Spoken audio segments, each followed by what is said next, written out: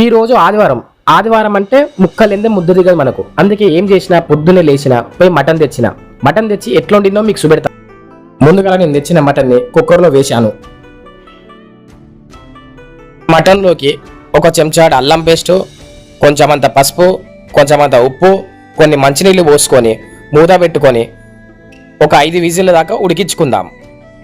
ఇక మంచిగా ఉడికిన మటన్ని ఒక గిన్నెలోకి తీసుకొని దాంట్లో ముందుగానే మనం నూనెలో వేయించి పెట్టుకున్న ఉల్లిగడ్డ తురిమేసి అందులో కొంచెమంత ఉప్పు, కొంచెమంత ధనియాల పొడి, కొంచెమంత కారం పొడి, కొంచెమంత మిరియాల పొడి, కొంచెమంత గరం మసాలా వేసి మంచిగా కలపాలి. ఇట్లా కలపడం వల్ల ముక్కకు మంచి టేస్ట్ వస్తుంది.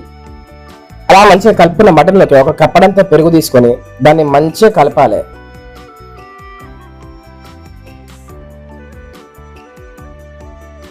అలా కలిపిన తర్వాత ఒక గంటడంతా కాగిన నూనె పోసుకోవాలి.